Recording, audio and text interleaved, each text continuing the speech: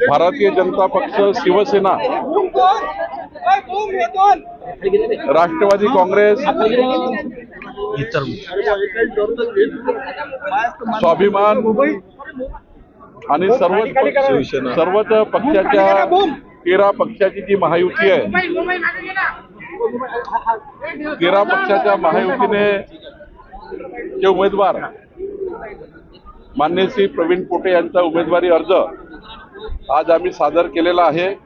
राज्यामध्ये 17 विधान परिषद निवडणुकीमध्ये 10 सीट व 11 सीटवर भारतीय जनता पक्ष, 4 सीटवर शिवसेना, 2 सीटवर राष्ट्रवादी निवडणूक लढते आहे।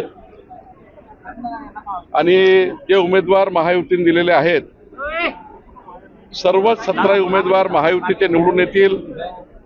प्रवीण पोटे यांना अमरावती विधान परिषद निवडणुकीचं तिकीट दिलं आणि मला विश्वास आहे की अमरावतीमध्ये आतापर्यंतच्या इतिहासामध्ये, स्थानिक स्वराज्य संस्थेच्या इतिहासामध्ये एक प्रचंड बहुमत प्रवीण पोटे यांना मिळेल। आमचे 13ही पक्षाचे उमेदवार, 13ही पक्षाचे नेते या ठिकाणी आहेत। ते सर्व मिळून प्रवीण पोटेच्या उमेदवारीला मदत करतील आणि हा मोठा विजय आम्ही राज्याचे मुख्यमंत्री देवेंद्र फडणवीसजी, एकनाथ शिंदेजी, सुनेत्रा पवारजी यांच्या नेतृत्वामध्ये आम्ही करणार आहोत आणि एक अभूतपूर्व यश आम्हाला अमरावतीमध्ये मिळेल। मी सकाळीच रवी राणांशी चर्चा केली। नवनीत राणाजी, रवी राणाजी दोघेही नाही आहेत। मी स्वतः आज त्यांना उमेदवारी अर्ज भरण्याकरता या ठिकाणी घेऊन येणार होतो, पण दोघेही नाही आहेत। त्यांनी मला सांगितलं की अमरावतीमध्ये आल्यावर ते माझ्याशी चर्चा करणार आहे आणि चर्चा करून या निवडणुकीमध्ये प्रत्यक्षपणे ही निवडणूक लढण्याकरता ते मदत करणार आहे। कुठल्याही बहिणी अपात्र नाही। जी काही पात्रची कॅटेगरी आहे त्याची स्क्रुटनी सुरू आहे।